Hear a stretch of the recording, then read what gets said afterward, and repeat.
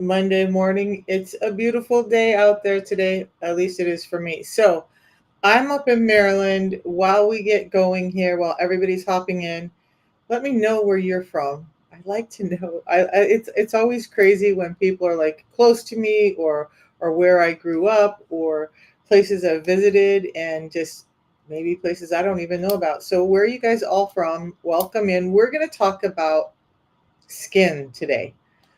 I wasn't sure what I wanted to talk about this morning, and then something came up. It was actually about autophagy and loose skin, and it took me on this whole path of, I haven't talked about skin conditions and insulin resistance for a while.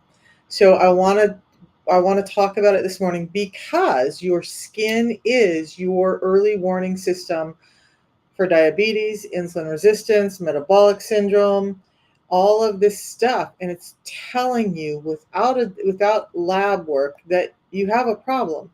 So I want to stop there and say, if you're working with a doctor, please work with your doctor. Don't just say, "Oh, this crazy lady on TikTok said," okay?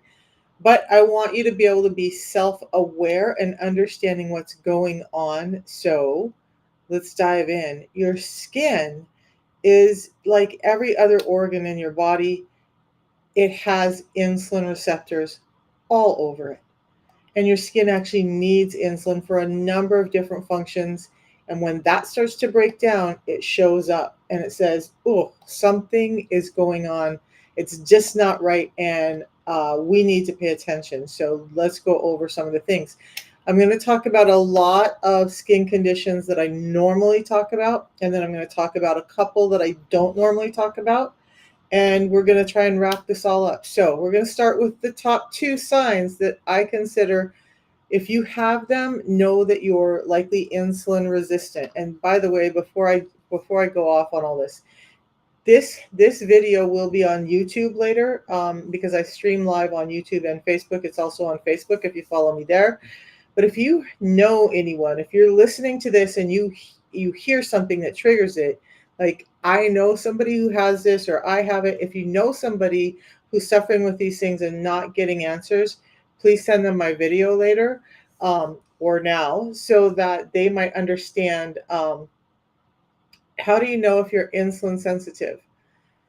Well, a lot of the symptoms are going to start going away for you. Most likely, if you're insulin sensitive, you're not having high spikes of ketones or high spikes of blood sugar.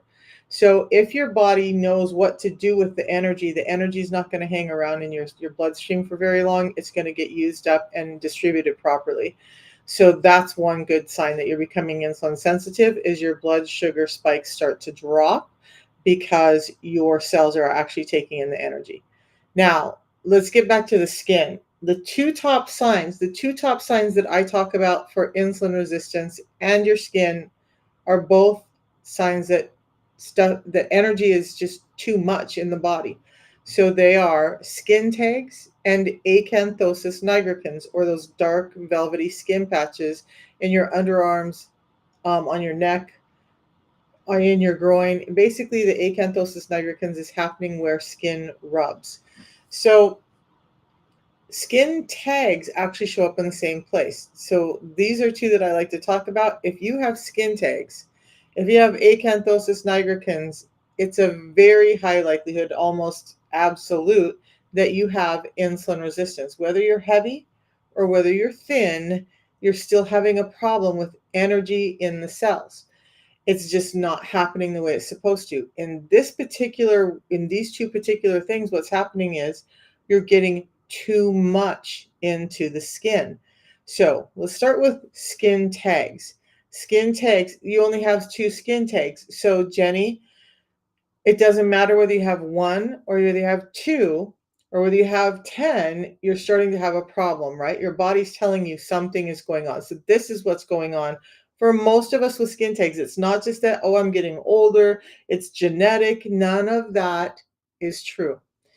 What's most often causing the skin tags is this: we have this excess insulin in our system. And remember, insulin's just the messenger. It has the key that unlocks the cell to let the energy in. So we call it insulin resistance, but what it really is insulin dysregulation. So some cells are taking in too much, some are not taking in enough. Skin tags happen to be that your skin cells called keratinocytes, and that's going to link into some other diseases or disorders that we're going to talk about here in a little bit. But so now those keratinocytes, though, those skin cells are greedy and they're taking in too much energy. Remember that insulin is delivering energy to your cells. Bottom line, that's what's happening. So now these keratinocytes that give your skin structure are getting too much energy. And so they're proliferating or they're growing way too quickly. And so now, if you look at the surface of something and you have a good structure there, and you start to add more, that structure is going to start to break down, and those excess cells have to go somewhere. And where do they go? They start popping out of the skin. So one skin tag, yeah, you're building a problem. Two skin tags, yes, the problem is exacerbating. More than those skin tags, then you know that you're already having an insulin resistance problem. So start addressing the blood sugar levels that you are seeing now. Some of us might not see a huge spike in blood sugars or an increase in A1C right away with insulin resistance and metabolic syndrome, because insulin is still able to offload that energy somewhere, so it doesn't always correlate into a high spike of blood sugars. We need to understand that these warning signs that I'm talking about are telling you that there's too much in your bloodstream way before your blood sugars might start jumping up. So for me, I had skin tags in my late 40s and I thought it's just part of being a grandma. I'm a grandma now. This is what happens. My mother had them, my grandmother had them, my aunties had them. It's just part of the thing and it's just genetic and it's just whatever. Little did I know that that's not true. Today, I have not one skin tag on my body. Not one. I'm 60 years old. If it was all about genetics, why did I go from having skin tags all over my groin, under my arms, starting to grow on my neck? Why did that go from like this fungus growing all over my skin to having no skin tags at all? I didn't have any cut off. I didn't have any rubber banded off. I didn't have any of those procedures, lasered, none of it. They went away as I got more insulin sensitive. When I stopped putting so much sugar into my cells all at once, the skin cells were able to calm down and create a normal structure again. This is going to play into some of the other conditions we're going to talk about that I have notes on because I don't always talk about them. Skin tags, yes, they will go away. Acanthosis nigricans, the darkened skin patches around your neck. Look, I used to have really dark rings around my neck, and I thought, oh, it's just because I'm in the sun a lot. So this part isn't getting light, this part is. No, this was an overproduction of melanocytes, the thing that gives our skin color. Now, I'm mixed. I'm what they used to call half breed. So I'm half Native American and half Irish, English, whatever. So I have more melanin in my skin than a lot of people, but it started showing up because I was getting more and more melanocytes building up there. Not only that, but I used to have really bad melasma along the side of my face. I had this discoloration that I used to joke and say that I felt like I was a character off of Star Trek because I had these dark skin patches on the sides of my face. Did not expect those to go away. Thought it was just, this melanin dysfunction that some of us have. Now, in really dark skinned people, that melanin dysfunction, I'm not talking about acanthosis nigricans, but the other one can show up as patches of lighter colored skin and patches of dark skin. And yes, all of it starts to go away when you get your insulin under control. Okay. Skin tags, acanthosis nigricans, the melasma, and I can't remember, uh, no, I can't remember the name for it, you guys. There's too many names running around my head right now, but those skin conditions all start to go away when the insulin regulation, when insulin is not delivering too much energy to these cells anymore because it's getting the energy to where it needs to, then we start to see these go away. How does insulin resistance cause hair loss? You don't understand. Okay, that's not really the topic for today, but let's cover it because you asked and I want to answer your questions. So, in hair loss, male pattern baldness, not men going bald, but this pattern of balding that starts to happen, they call it male pattern baldness. So, it's a sex hormone dysregulation, and that is directly linked to an insulin dysregulation. One of the things I want everyone to understand is when I started talking about this, I used to just say insulin was in control. And I've stopped saying that, but it really is. Insulin is really in control. It takes precedence over every other hormone in our body. It interplays highly with cortisol, but we're talking about your hair loss. So let's go back to sex hormone disruption. You're a woman, so we're going to talk about it in that factor. This happens for men too, in a little different way. But in a woman, what happens with insulin resistance, your sex hormone factors, is this. We all start off with androgens. Okay, since you lost weight, your hair started thinning. How did you lose your weight? That will tell me a lot. If you've done extreme calorie restriction and not getting nutrients in, and that can cause a lot of that. Okay, so that's a whole other. But yeah, that the way you lost weight probably has everything to do with why your hair's not growing right now. Okay, so back to Jenny's question now. We all start off with androgens, testosterone, DHEA. It gets converted into estrogens in women and in men. In men, it gets converted far less because where it's happening for women is in our ovaries. Why you're having this is there's a disruption in the ovaries where it cannot convert testosterone into estrogen. You start ending up with things like PCOS, where you're gaining weight, you have mood problems, you're getting hair growing on your face, but you're losing hair on your head. It all has to do with insulin disrupting that conversion of testosterone into or androgens into estrogens in your ovaries. Now you have way too many androgens, so you're noticing hair on the face and thinning hair on the head, male pattern baldness. Men who have extremely high levels of testosterone can see this too. Okay. So when you have too much testosterone, this can happen. But for men, what normally happens with insulin resistance is it dampens their testosterone because the fat cells become like little ovaries. And now men with excess fat have basically little ovaries all over their body, converting more testosterone into estrogen. So love handles, man boobs, erectile dysfunction, sexual disorders because their testosterone is low. You lost 80 pounds so far. Yeah, so 1,200 calories is just not enough for most of us.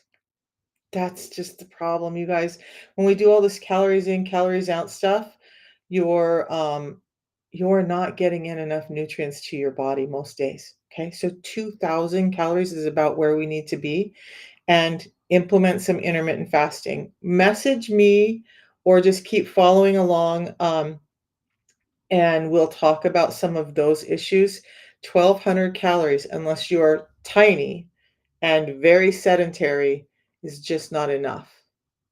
And high protein, how do you get enough protein in a day if you're even moderately active? I don't know your age or so many other things.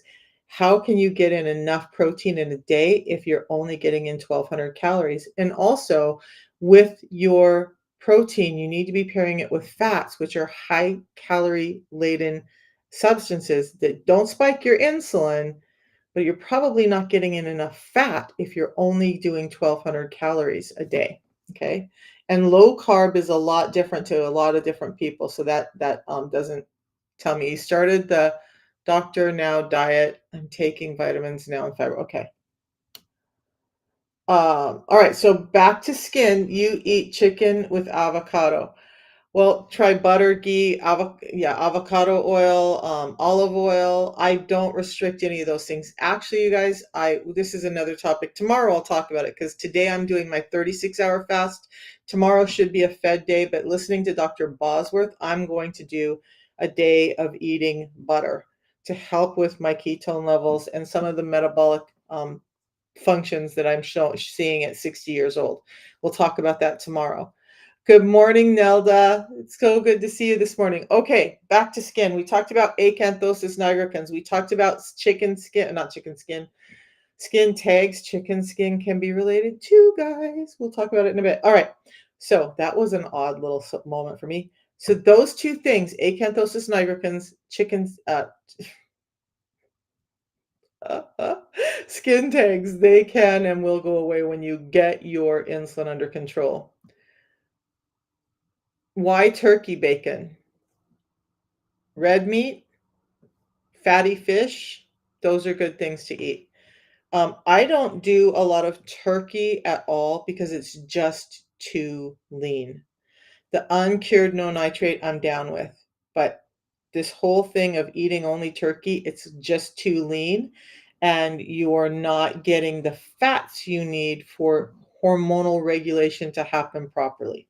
That's my take after everything that I've read and studied. I used to not eat red meat. I have on my fed days that right now I'm doing a steak of some sort, whether it's sirloin, whether it's strip steak, whatever.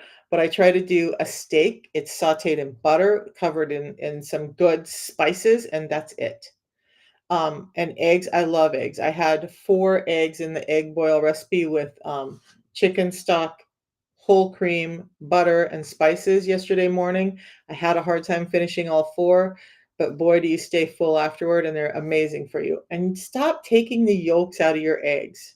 Yeah, the whites are where the protein is, but the yolks, the cholesterol in the yolks, you need that. Yeah, it's more calories.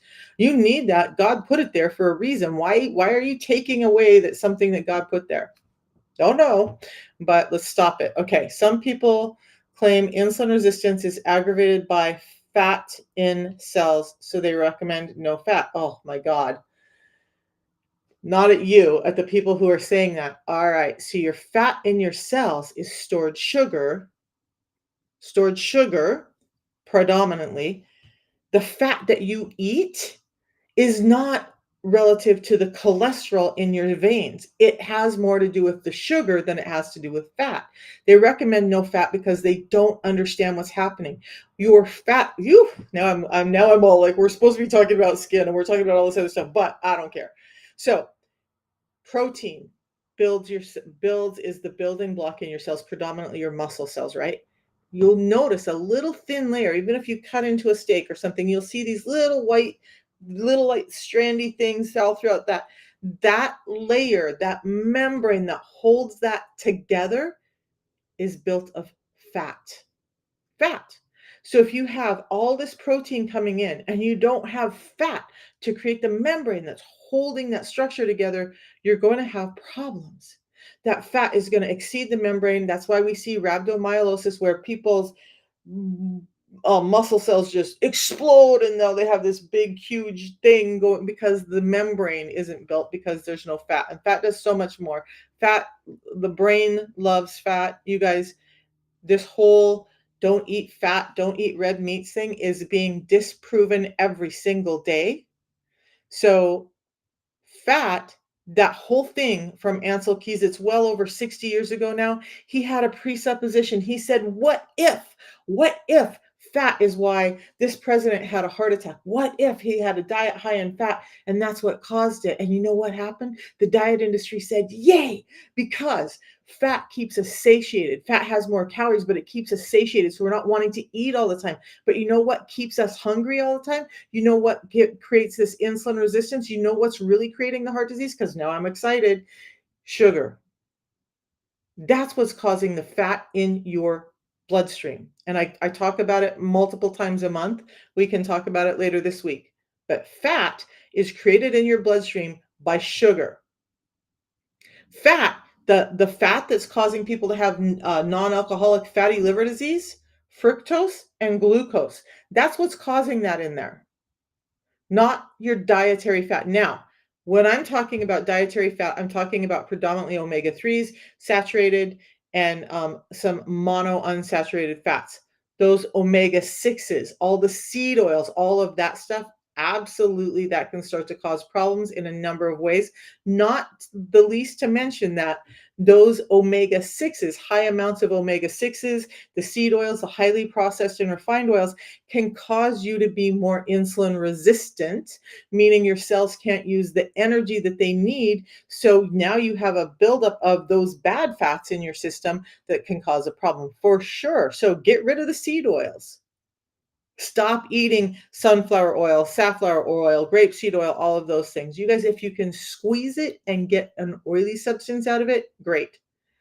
If you have to pound it, mash it, drench it in chemical to get that oil out, not so great. And just a truth for you, Rockefeller developed these vegetable oils and seed oils a long time ago as a machine oil because they have this high viscosity.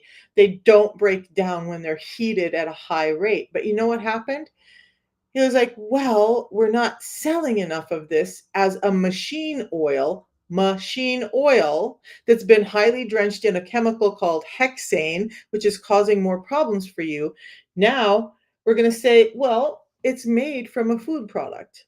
It's made from the stalks of corn. It's made from all these seeds that we don't know what else to do with. So now we can call it a food product and we can market it to the people, the good people of the US, so that they will take this oil that we're using the waste for that was made to be a machine oil and we can sell it them as a healthier oil alternative.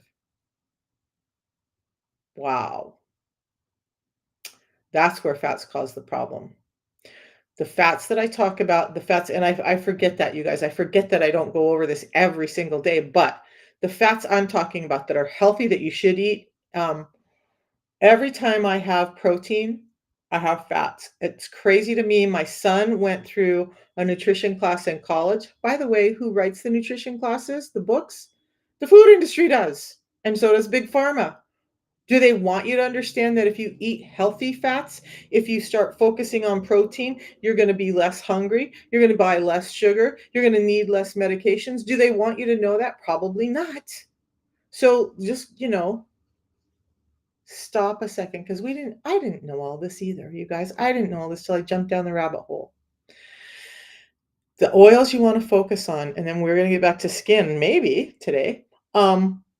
But you guys, I love it because there's days when nobody's asking questions, and I'm like, oh man. So when you guys ask questions, make comments, I absolutely love it. Whether it's on topic or not, this is your thing. So let's do what you need. But the fats, extra virgin olive oil. Check your bottle. It should be in a dark green glass bottle. If it's in a light colored bottle, it's seed oil with a little bit of olive oil in it, because if it's in a clear bottle, it's going to go rancid too quickly and it's not going to be good. And you should be changing out your olive oil every several months anyway, because I think it's like 3 to 6 months. 3 months is probably the point where you need to change out your olive oil if you haven't used it. So yeah, it's more expensive, but you're not keeping it around and it's not causing all the damage to your body. Read your labels, understand if it starts to say, if your olive oil says it contains safflower oil, it contains canola oil, that's trash, get rid of it, okay? That. Avocado oil, and the same rules apply to this, okay? Dark green bottle, read your label. Make sure that it's not a seed oil that they're marketing, because they're marketing whizzes at telling you that this is avocado oil. No, make sure that it's real avocado oil. Now, I don't use avocado oil. I use butter and I use olive oil and coconut oil. Coconut oil is the next one. So coconut oil, you guys, have it in your house. Like, I love coconut oil. It's great for your skin. I have nasal infection problems. I actually, some people call me a heathen for it. I don't care. But I put coconut oil and I use my finger, not a Q-tip, but I wash my hands. I use that and I put coconut oil in my nose. It's antibacterial. It's hydrating. It helps me. I have not had to do antibiotics for nasal infections for almost 20 years because I do that. Where before that, several times a year, I was getting antibiotics for nasal infections. By the way, antibiotics can increase your insulin resistance. So be careful of those. Don't use them when you don't need to. Use them when you do, but don't. Your A1C levels were normal, but your cholesterol and blood pressure started to get high. Oh, yeah. Yeah, absolutely. Let's talk about that. You started looking into this due to overall symptoms, dry eyes, fatigue, eye floaters, poor recovery. Now, eye floaters those are predominantly just age related. Look, our body we start out as a child and we're building, building, building, building, building, right? Around 21, somewhere in there, we kind of pause and we have this good holding pattern until our mid to late 30s, early 40s, and then it starts to break down, break down, break down in a very long process. So our bodies are continually breaking down after about that age. I mean, they're continually breaking down anyway. They just can't replenish like they used to after the breakdown. Now, A1C, but your blood sugar, blood pressure is still going high. Let's talk about it. All right. With insulin resistance, your cells are starting to become resistant to insulin because insulin's bottom line is carrying sugar. It's not doing fats. It's carrying sugar, sugar, sugar, sugar to your cells. Now, in the early stages of insulin resistance or insulin dysregulation, hyperinsulinemia, metabolic syndrome, they're all the same thing. Um, in the early stages, your insulin can offload that energy to cells in the body, the keratinocytes that are taking in too much, the melanocytes that are taking in too much, the endothelium inside your blood vessels, they're taking in too much and getting thicker, which is reducing your blood flow, increasing your blood pressure. That's happening. But you know what else is happening? There's a lot of cells that won't take in the right amounts of energy. And so after all is said and done, when the books are weighed, there's still extra energy, right? Sugar. Well, then insulin says, hey, we have this great storage unit in the human body called fat cells.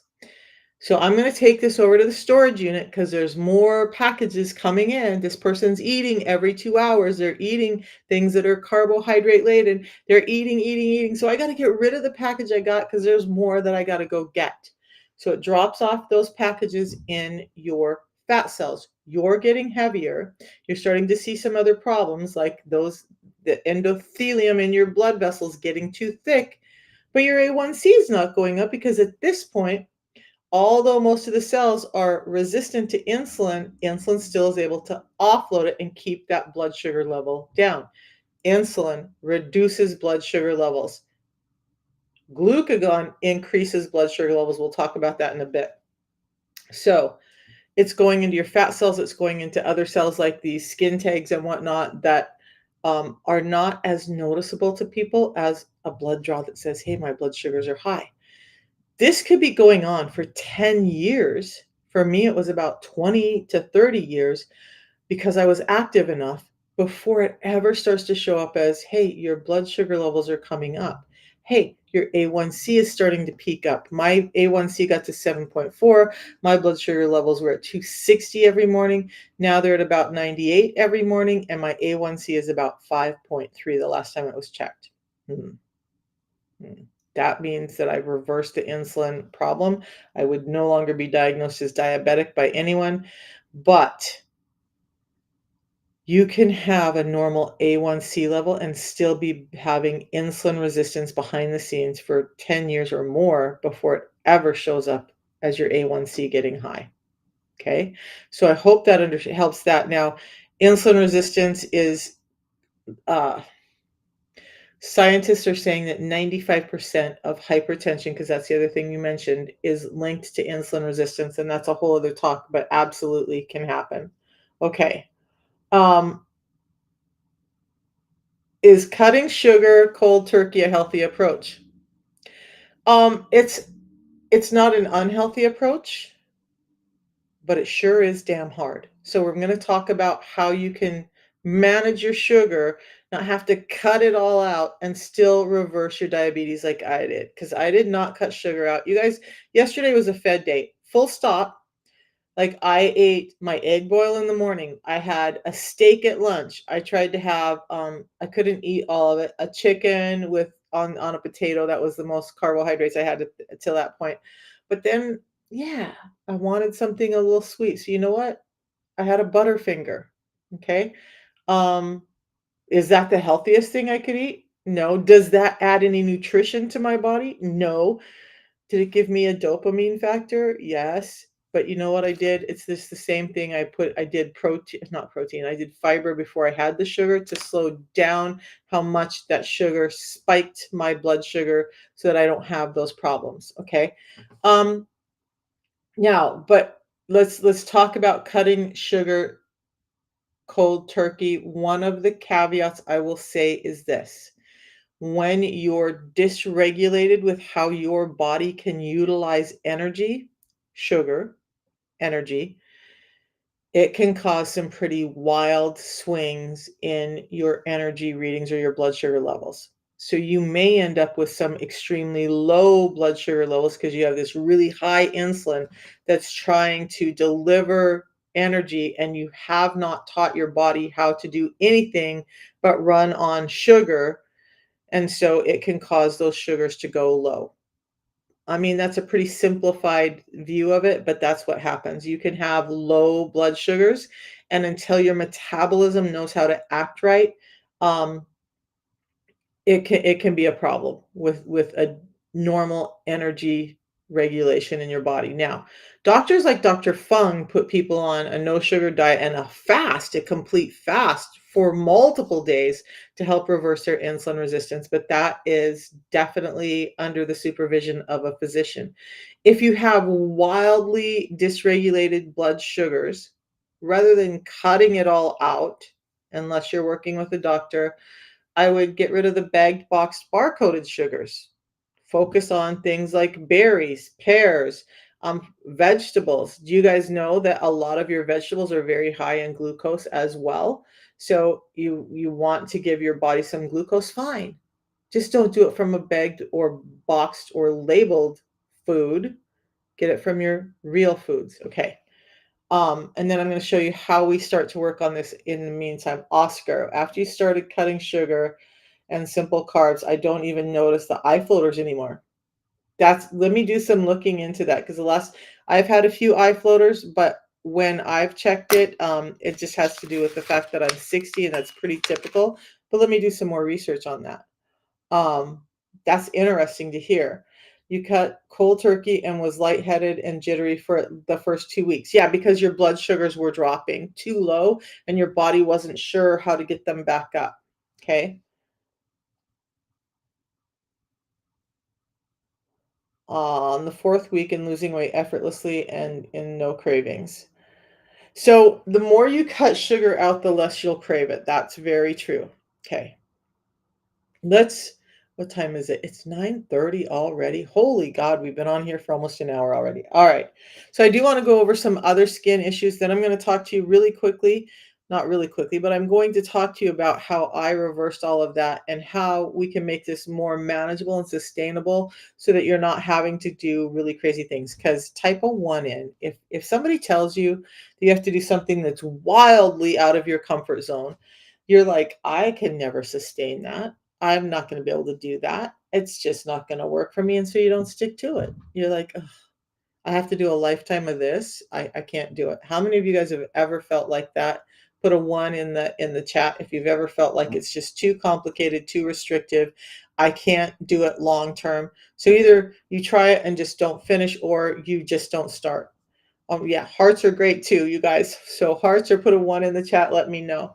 But what I want to do today is show you something that gives you sustainability, gives you ease, allows you to have days like I had yesterday and have a Butterfinger, and still eat healthy the rest of the time and not worry about it.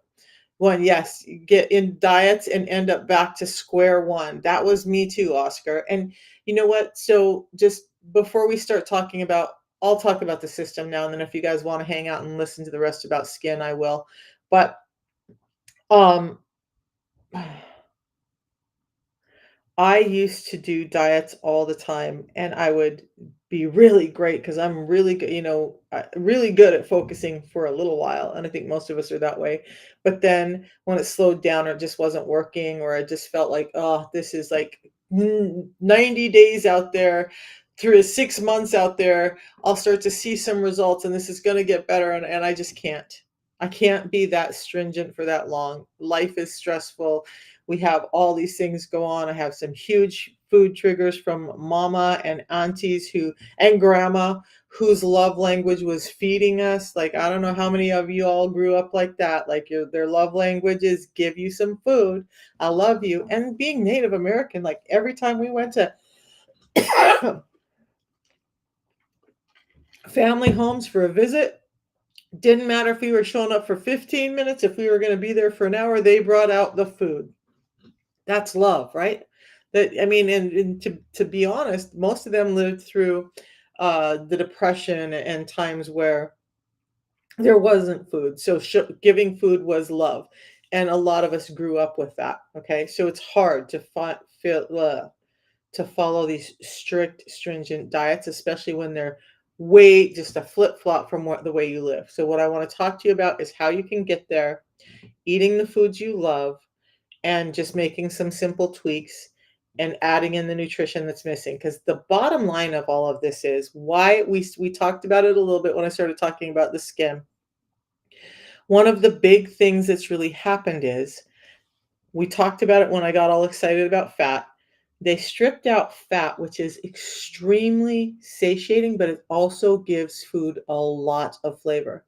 Have you noticed when you add any of those oils I talked about, coconut oil, which is probably not the one you guys use the most, but butter, avocado oil, extra virgin olive oil, when you add those to foods, it's just somehow the flavors pop.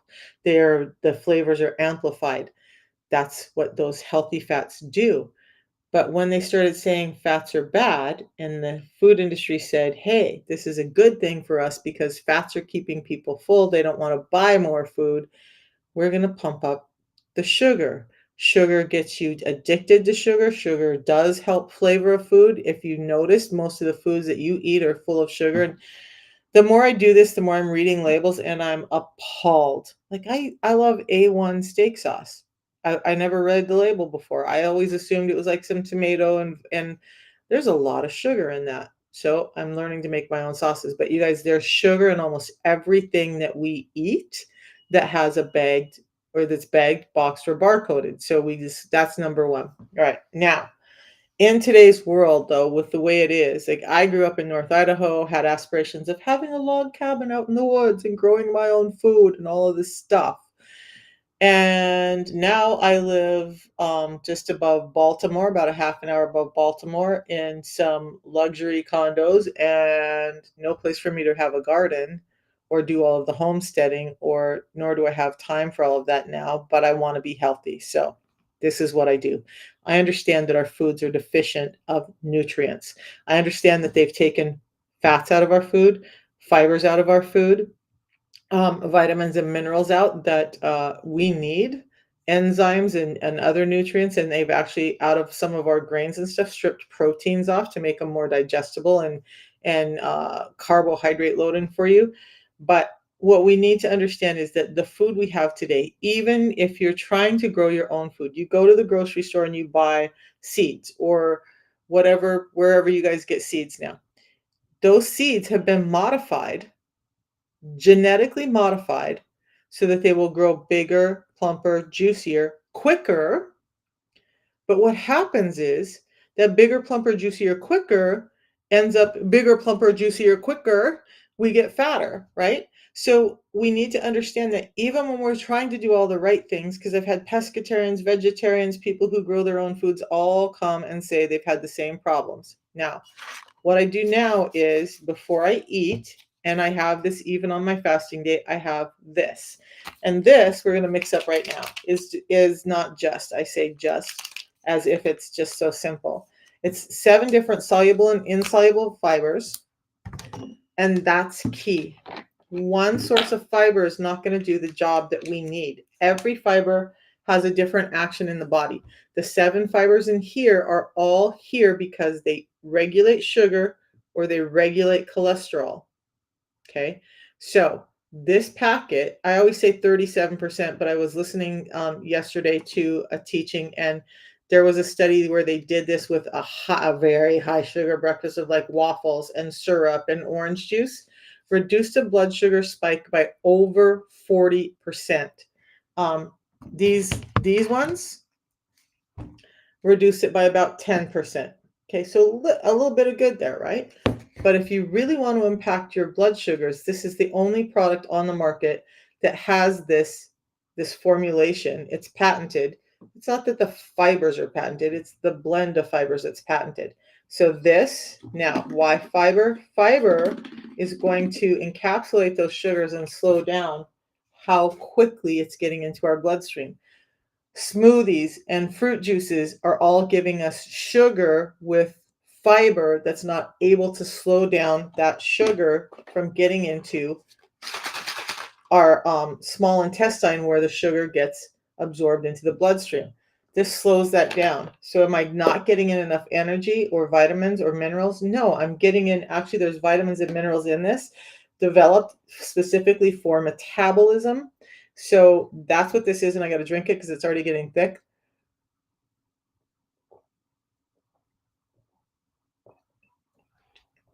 But this is what's happening in your stomach. Like, look, I sat there for just a second.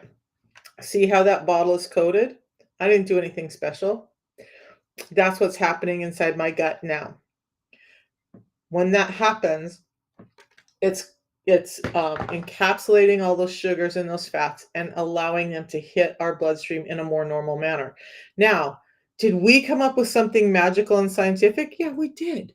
But you know what? It was based on nature and the fact that those fibers were highly present in our foods before for this very reason, because creation knew that we needed fiber to slow down our sweet tooth from getting us into trouble.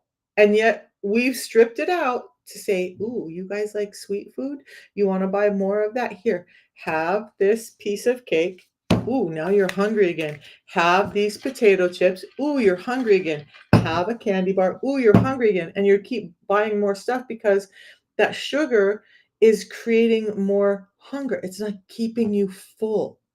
It's going through you too quickly. This slows all of that down. So now a food that's not as satiating becomes a little more satiating because this is thickening up in my gut. It's slowing down how quickly that sugar hits my system. So I'm not having an energy spike and crash. I'm having sustained energy throughout the day that doesn't mean that my body is storing fat and storing excess in my liver and overworking my liver and my kidneys and all of that. That's one piece of it. Now, today is a fasting day. We're going to talk about the 36-12 fast. We didn't finish skin, and I'm sorry about that. I'll finish that up just out of because I feel like it's right. But this 36 and 12 fast. Today is a fasted day. But Misha, you just had fiber. Yeah. So for traditional people who talk about fasting with just water or maybe black coffee, this probably wouldn't be the thing. What I've noticed is when I have this in a fasted state, a couple of things are happening. It helps with nausea and my acidic gut from being like unbearable during these days. It gives me that little bit of gut distension, so I feel fuller, longer, more satiated. But the key, the magic part of this on the 36-hour fast is this. Um, and that's not what this is meant for. I'm just using it this way. I drank it during a fasted day because my gut needs those fibers. My gut microbiome needs the prebiotics are in there so that it feeds the healthy probiotics. It's full of vitamins and minerals. And it gives those prebiotics in there. When my probiotics are feeding on them, it creates something called short chain fatty acids.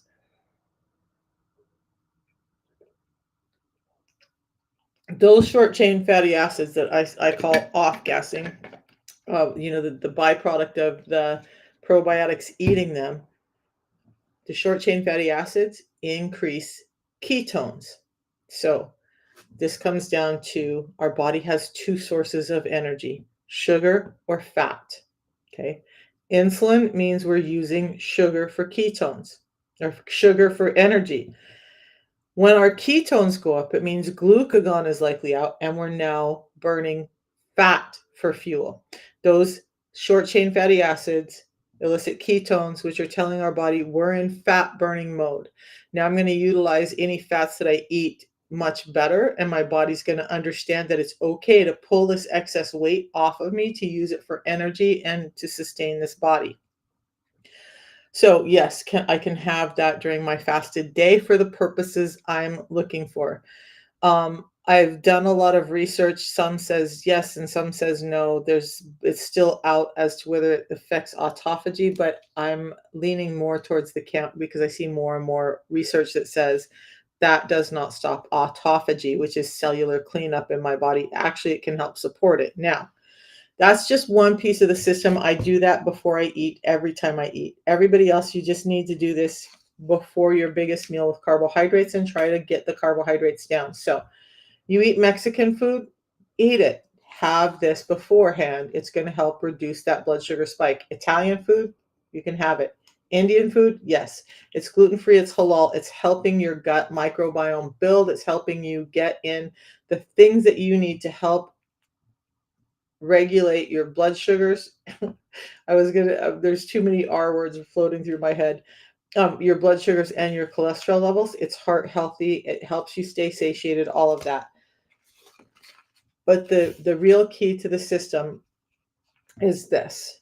This is how I make it through the fasting days. This drink that you guys have been seeing me drink all morning is tea. It's simple. This is mixed in cold water, just like you saw me do, about 8 ounces of cold water. Drink it down immediately. This, hot or cold water, I drink it twice a day. And this is actually helping me with blood sugar regulation, insulin sensitivity. So now it's making it much easier for me. But this also gives me a ton of energy, mental clarity, physical stamina. It's helping boost my metabolism. It has antioxidant, anti-cancer properties in it, anti-inflammatory properties in it. And so this one thing also increases my GLP-1, that thing that those drugs are trying to increase, by 70%, my own natural GLP-1 by 70%. So what it is the protocol that I used, and it's just these 2 food products. This one twice a day, this one at least once a day, and you can get it in my profile link. So you guys, here's the caveat. I don't often say the name on here. You're going to go to my link. You're going to look it up. You're going to do what you're going to do. But if you go to Amazon, eBay, Walmart, any of those resellers, and it's not going directly to the company website, you're not going to get the 90-day money-back guarantee, the low price guarantee, the quality assurance guarantee, or coaching from me. Okay. So there are no authorized sellers on any of those platforms, and everyone who's thought that they could get it cheaper ended up spending $100 to $200 more for it than they needed to. And that's huge. Why are you spending so much money on something that you're not getting a guarantee on? Because we have no control over what it is or if it's pirated. Just get it from my link. So if you go to my link, you click on that, it's going to take you right to the company website. If you want to know more about it there, you can read it there. I have a website where there's some information there. Either way, if you want to read more, just go do that. But use the link to get it. So you'll get that 90-day money-back guarantee when you use my link, not when you go to Amazon. Now, when you use my link, and the 90-day money-back guarantee is this. You do the system for 90 days. You don't like it. It doesn't feel like it's doing what you wanted it to do. You can get your money back. Does Ozempic do that for you? Does your doctor do that for you? Does any of the stuff you buy in the grocery store do that for you? No, they don't. This is the only thing that I've ever run across, and I used to work in medical, that affects diabetes, insulin resistance so dramatically and gives a guarantee because we believe in it so much. All right. The other guarantee is the low price. You'll never pay more than I pay. How do you go to your bio? So tap on my picture up above this live right now.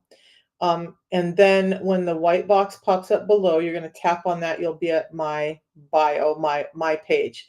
Right under my picture on my page, there will be some red light symbols. Let me see if I can show you.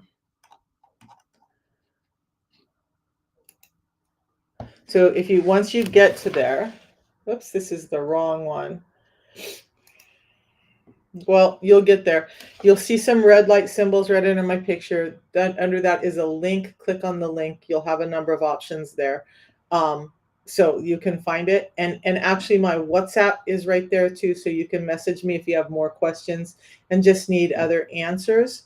So I do answer those.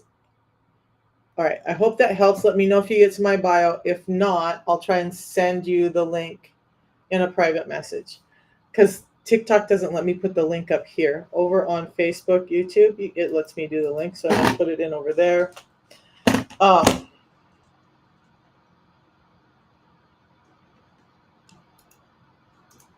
okay, so all right, so you guys, that's it for me to reverse my diabetes, get rid of my skin, take my acanthosis nigricans, all of the stuff that I was suffering with. That's all I did is a tea in the morning, a tea in the afternoon, a pre-meal drink before I eat. Why?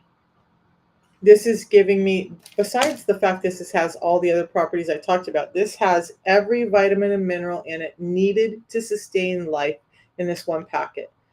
So let's talk about two things with these products. The three packets cost just over $5 a day. That's less than $1.90 a packet. If I were to go out and buy a yerba mate tea in a can, it would be over $2 a can. And here's the thing, this is hand picked. So the leaves at the right time of ripeness, not all the stems and all of that stuff, but the leaf of the plant where the nutrients are held. When you're buying those bagged teas, it's oftentimes a lot of stems that are not giving you the components that you need. So hand picked, fire roasted. Fire roasting helps release the molecules from the bulk of the plant that we need to get to you.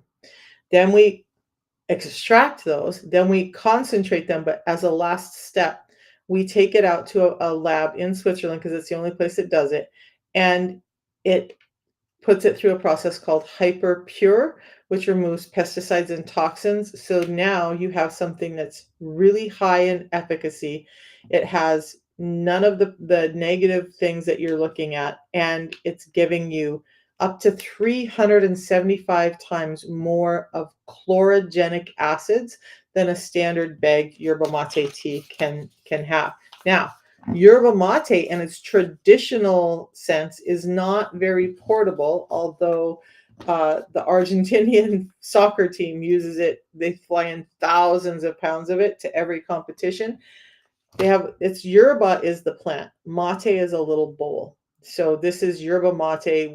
They it's not a bowl, it's a clay mug, and they put the tea leaves in it, and then they push it all back and make a little hole, and they pour water in slowly, a bit at a time, steeping it, and they have a special straw that you use. So it's just a continual steeping of this yerba mate.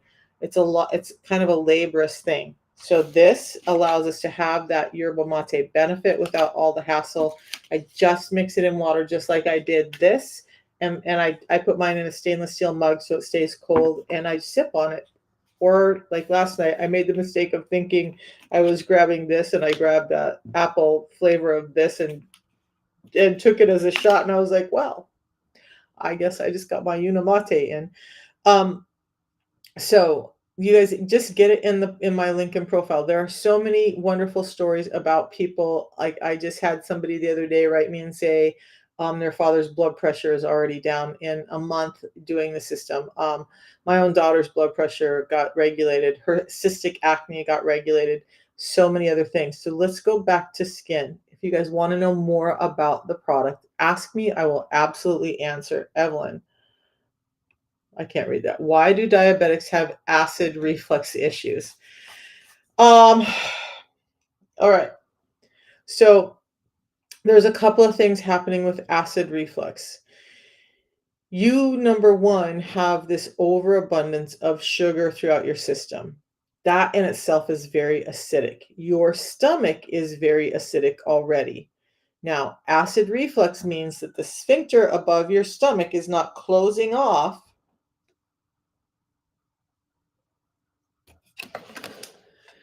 It's not closing off when it's supposed to, allowing acid, which is supposed to be contained in your stomach, to go back up into your esophagus. And it's painful because it's actually eroding at the the tissues in your esophagus.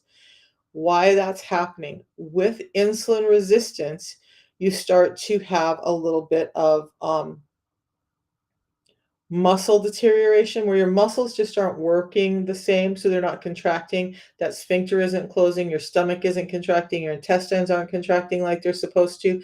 Diabetics can end up with something called gastroparesis, where that whole thing has gotten so stopped up that it just doesn't move food through. So those people don't want to eat a lot, because when they do eat, they feel full, they have gassy, nasty burps, they have acid reflux going on. That food is just not moving through their intestines and it's sitting in there rotting. Insulin resistance is your muscles are not getting the energy they need to contract in the way that they need to. And so things like the sphincter on top of your stomach are just not closing off, containing that acid in your stomach like it should. And then you're feeding it more sugar, which is causing more of this gurgling, acidy stuff to go on. So yeah, cut back on the sugar, start to get your insulin under control. That sphincter will start to work again. It did for me. I don't have acid reflux. I used to have acid reflux. Like I ate Tums like candy because my acid reflux was so out of control all the time. When I got my insulin resistance under control, that stopped.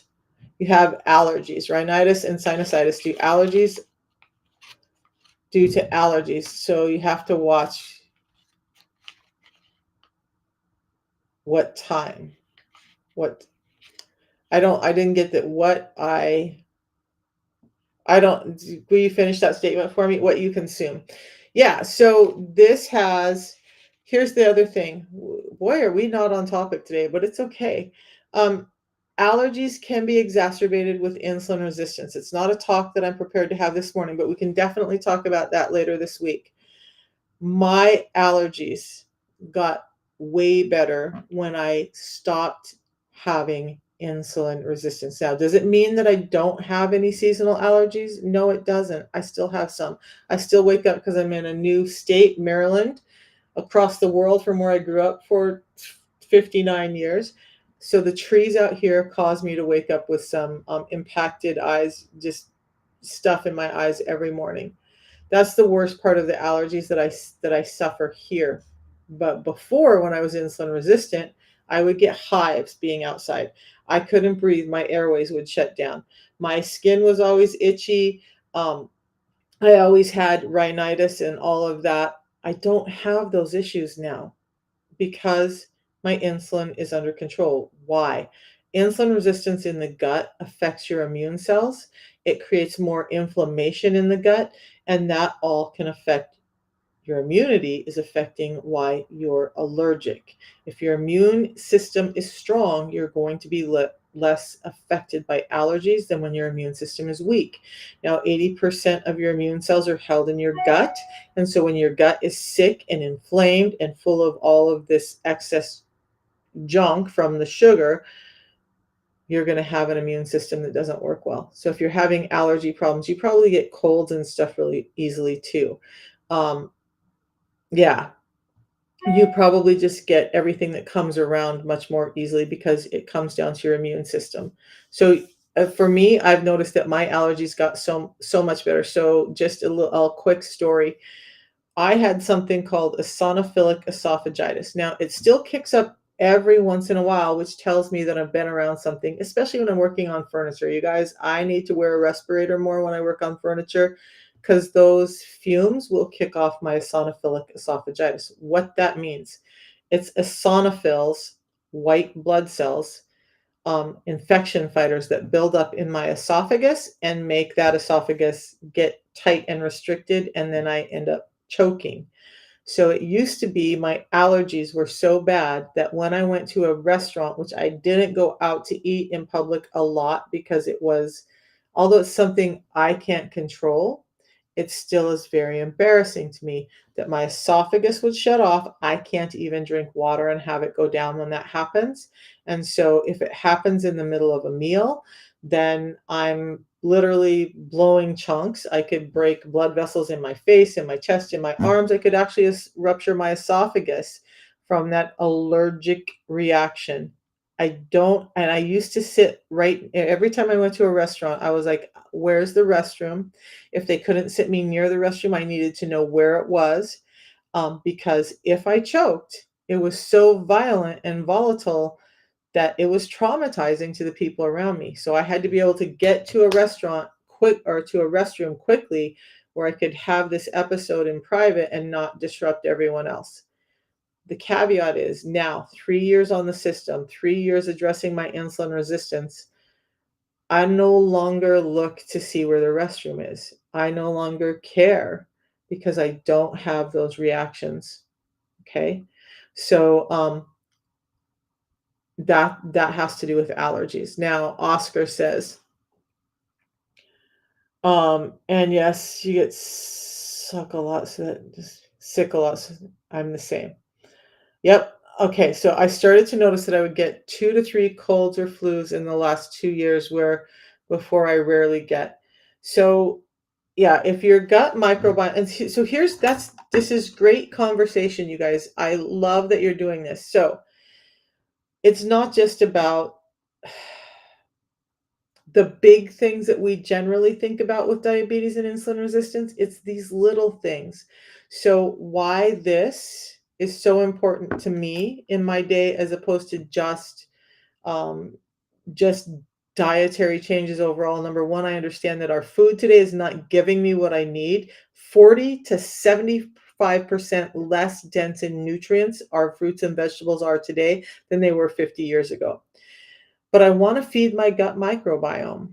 I want to make sure that's healthy, because I understand that not only are our immune cells held there, but our cells for our bones are held there as well. So if we're not taking care of the bones, the structure of our body, and our immunity, how we defend our body, we have problems.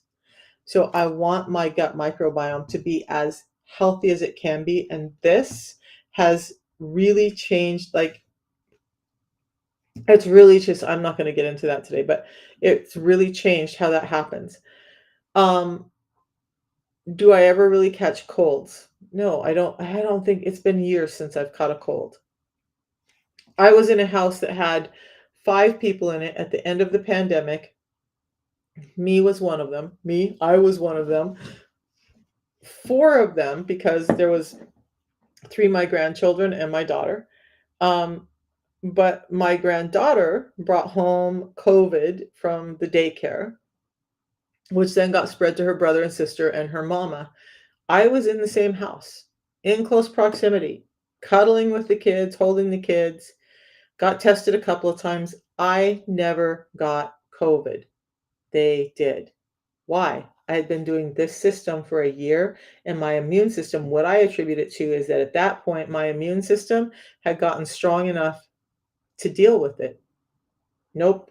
Yep. You guys, this is not political, but I'm just going to say I am not vaxxed. So, no, it wasn't that I did some vaccine and that saved me. I'm not vaxxed. And yet I didn't catch COVID when I was surrounded with people with active COVID. That's the power of getting your gut microbiome in order.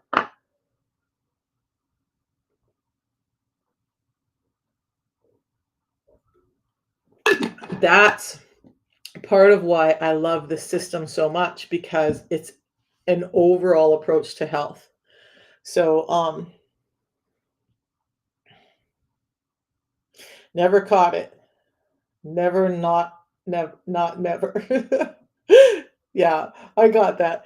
Okay, so back to the skin, you guys. Let's talk about, I want to finish this up because I know there are going to be people who watch this on the replay and they want to know about the skin, because that's what I promised to talk about. So I got some notes. We're going to talk about just like some brief little memory joggers here. When we talked about acanthosis nigricans and skin takes, remember, they're too much insulin going to keratinocytes and melanocytes, causing those issues. Those are an early warning system that you have insulin or blood sugar regulation problems. Get it addressed when you see those come up. Oh, no, and you know what? Blurry vision beyond age. My eyes, these are just readers. I wear them all the time though. But These are 1.75 diopter. 3 years ago, when my diabetes was at its peak for me, I was needing 3.0 diopter, and those weren't even strong enough. I knew, like I knew that I was going blind. So I still have a little blurry vision from the long-term damage, but it's so much better. I think that, in my opinion, I've reversed, because of the diopter of the glasses, 10 years of eye damage by doing the system and getting my insulin resistance under control. Yeah. So I get the blurry vision part. That's devastating. You guys, all of these things are devastating, but I don't know, as an active person who needs to be online and be able to read stuff, the thought of losing my vision is horrible when your eyes leak. So let me do some research on that. That's an interesting comment, and it's not one I've ever looked into.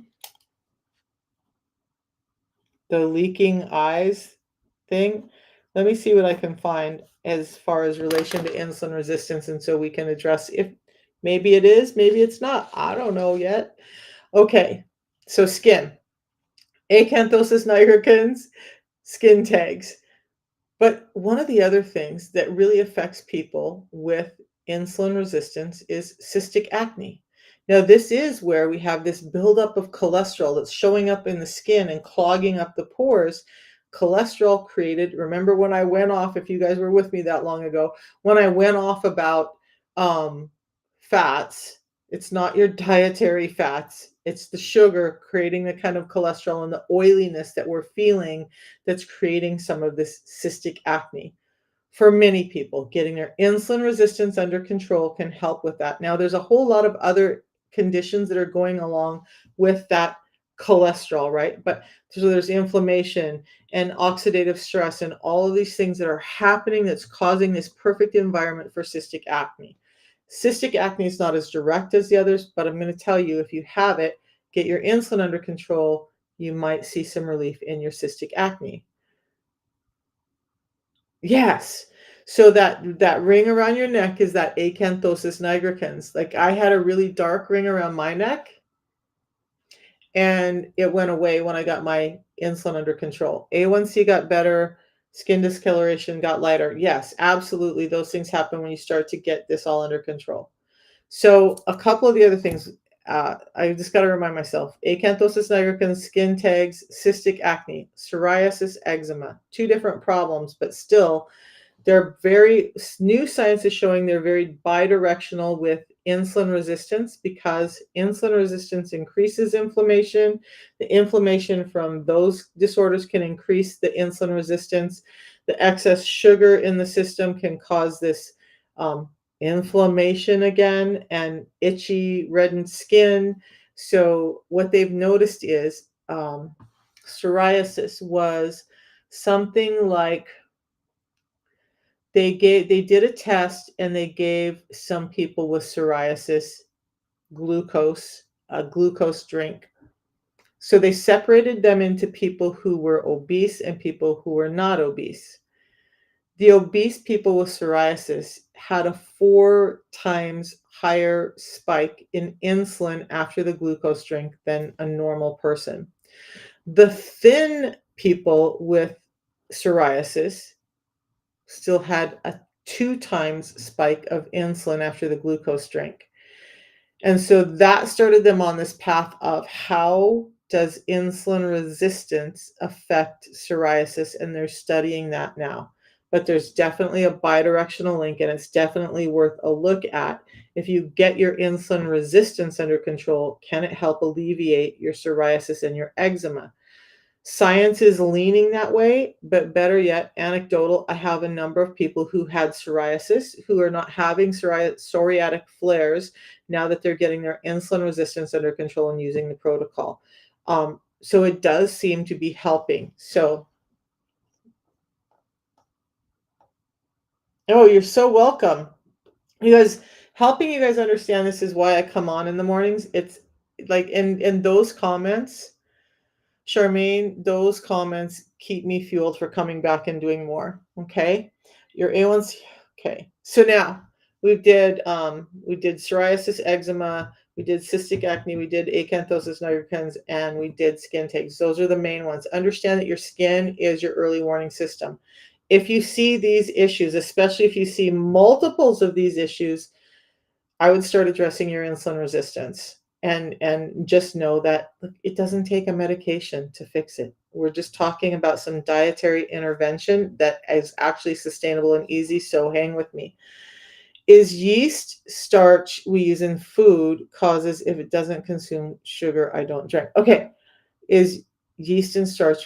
Okay, so starch still breaks down into a sugar. So yeast and a starch, now you're giving your body a perfect environment to create those yeasty negative microbiome bugs in your system.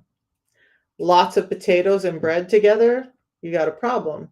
Okay, so I'm going to take a look at my notes and make sure that I cover the rest of these.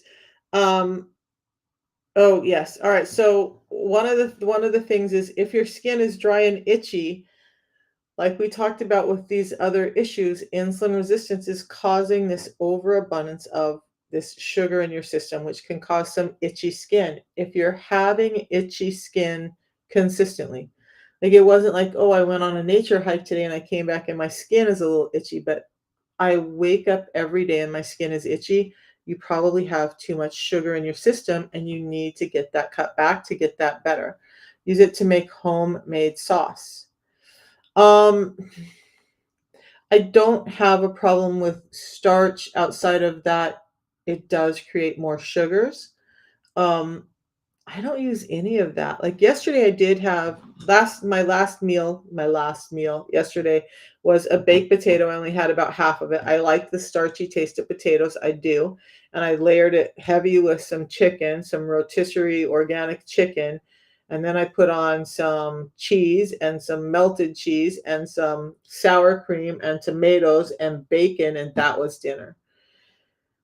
Did that probably spike my blood sugar more than the steak I had earlier or the egg boil I had earlier? Probably, but that's why I used this again before I had that meal, and that helped keep that blood sugar spike down, so I didn't have problems from it.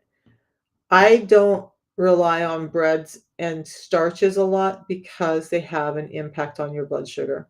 They just do. So your sauces, I don't know what sauce you're making, but you guys, the other day, earlier last week, like one of my childhood foods that I loved, and this may sound crazy, like two things. I used to love tomato soup and just like a peanut butter and jelly sandwich or a grilled cheese. It's a childhood thing, a comfort thing. I'm in Maryland all alone. My family's all gone now, and I'm going to be moving there to meet them. So it's not a big deal, but there still is some loneliness and some like reminiscing, and my mom is not doing good, and just like, so I wanted some tomato soup and a peanut butter and jelly sandwich. The problem is my mother made the most amazing choke cherry jam, but I knew, that when I opened up that jar, what I was going to be faced with was sugar. And sure enough, it had crystallized and thickened up. That's because she uses so much sugar in her jam.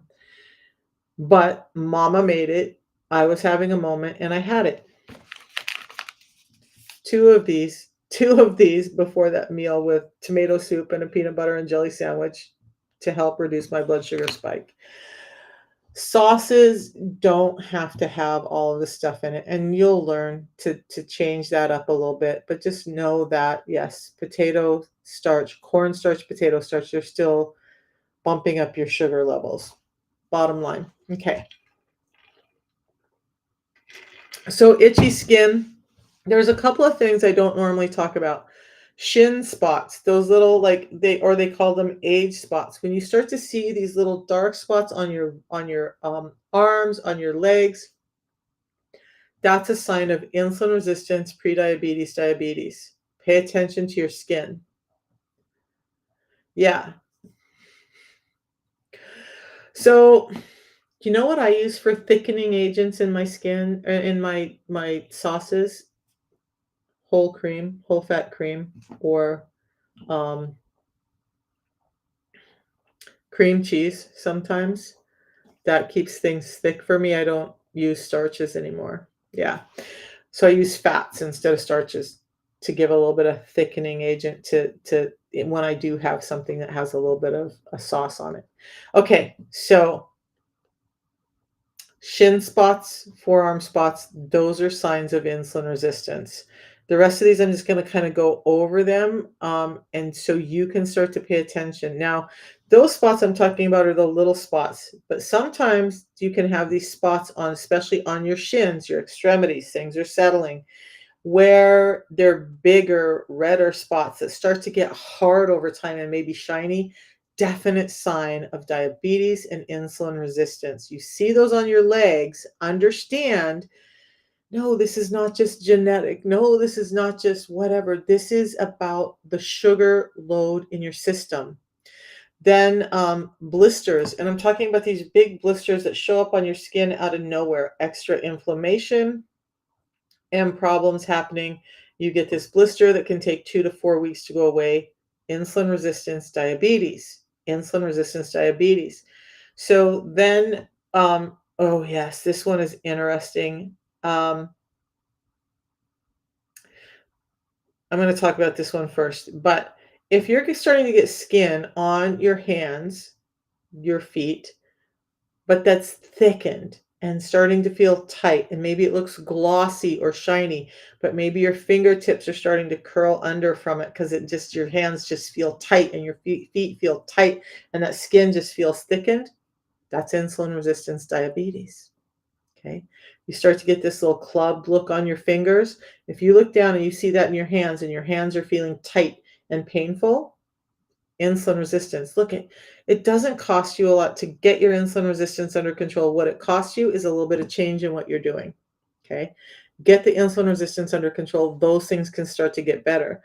But something called eruptive xanthosis, it kind of sort of links into chicken skin too.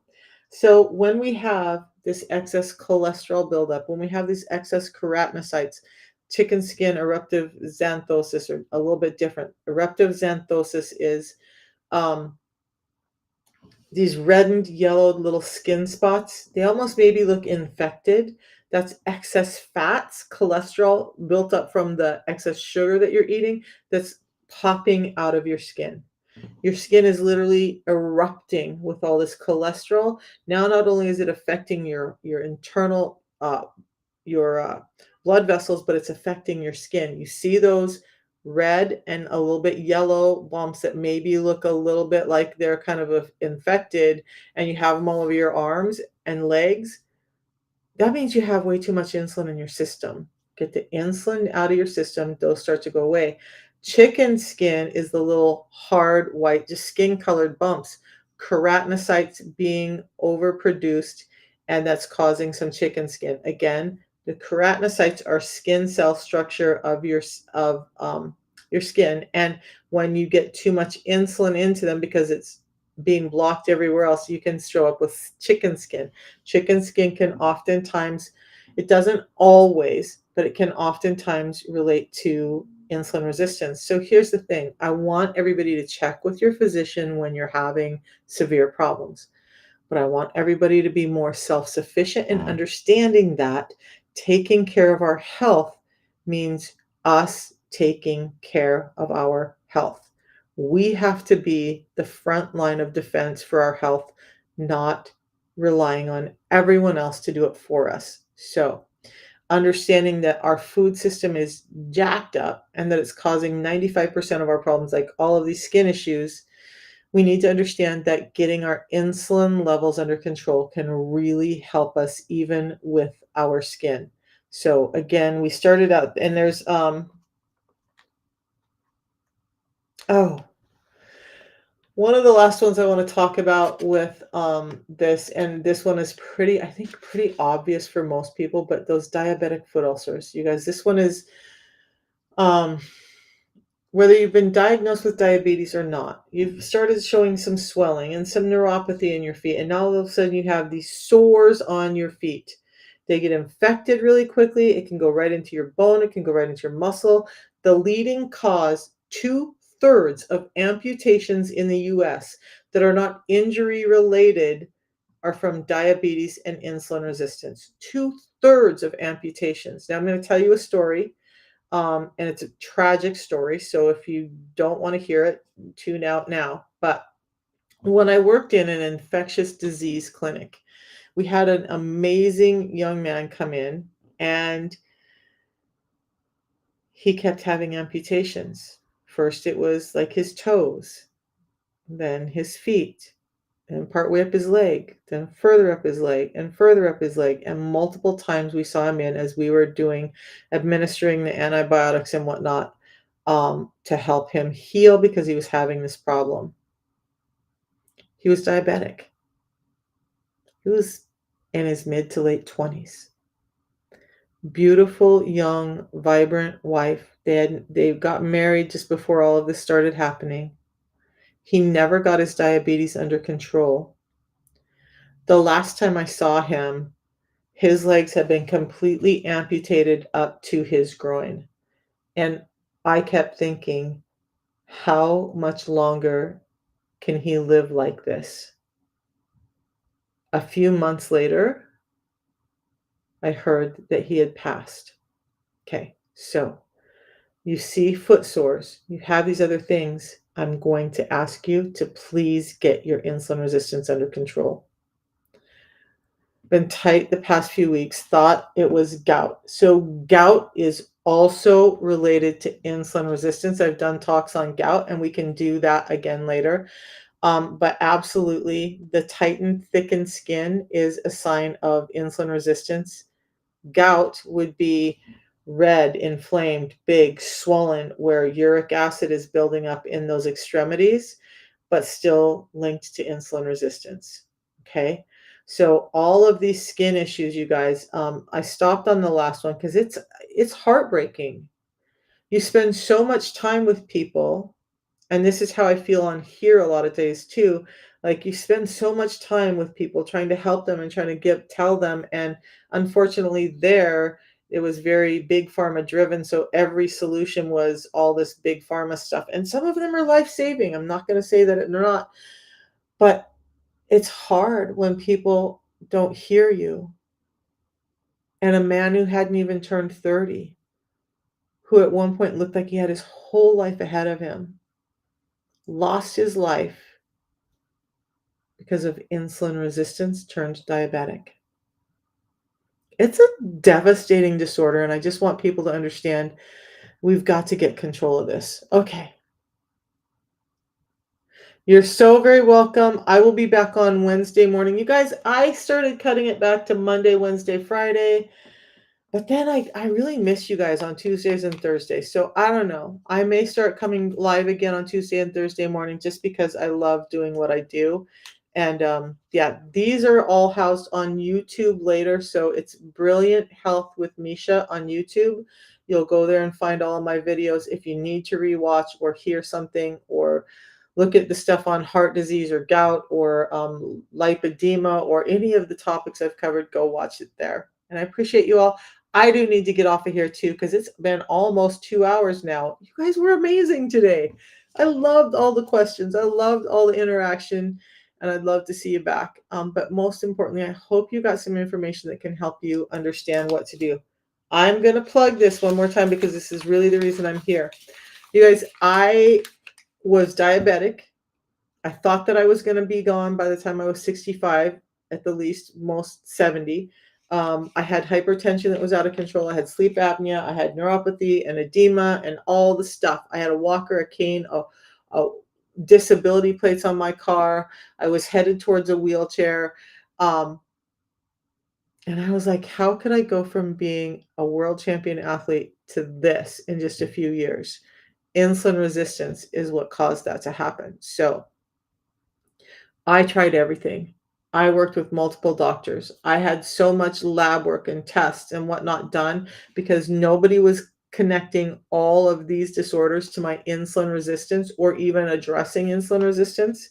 And then I stumbled on, probably like a lot of you guys, on a TikTok. A guy was talking about this stuff, and all I knew was I needed it. My life was, I swear to God, my life was over. And I knew that if I didn't change something, my grandkids would not have a grandma. And if anybody knows me, they know that my family is the most important thing in the world to me. So I found the system. I started it. I was skeptical. I was skeptical. I was skeptical. I was like, this is another one of those crappy things that's just not going to work. But out of conscience, I have to try it. I have to try it because my family deserves better. So $5 a day, about $150 a month. I tried it. I didn't think I could afford it. I didn't think like I can do it for a month or so, but I don't think that I'm going to be able to do this. I will never, ever not have this again.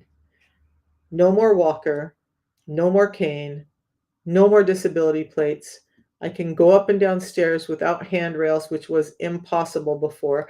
I don't have sleep apnea. I don't have edema. I don't have neuropathy. My joints are not failing. No more joint replacements for me. My teeth and gums are not bleeding. My hair grew back in. My eyesight got better. I lost 50 pounds. My gut health is tremendously better. And this is all I really changed. I still eat like a real person. I eat the foods I like. I just make sure that I'm covering myself with having the system in that gives me a chance to heal up and have the life I've always wanted. You get it in my profile, just tap on the link there and you'll get it from the company. You'll get coaching from me and we'll walk hand in hand with you on the journey to getting better.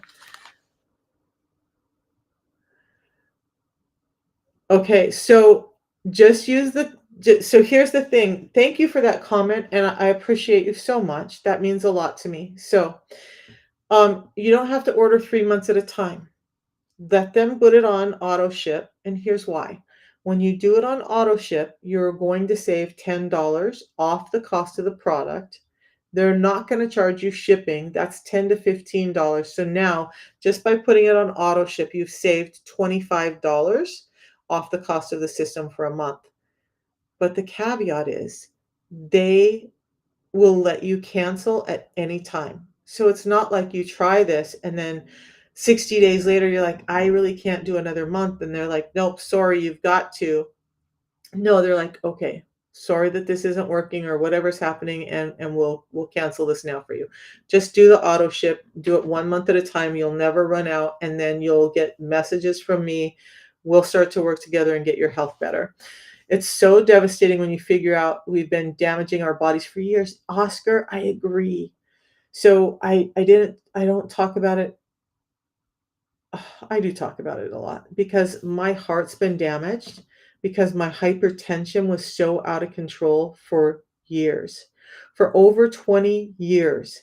I mean, I think I went to the hospital the first time in my early 30s with hypertension that was at 180 over 150. And they were like, yeah, there's no way that you're upright and your blood pressure is that high.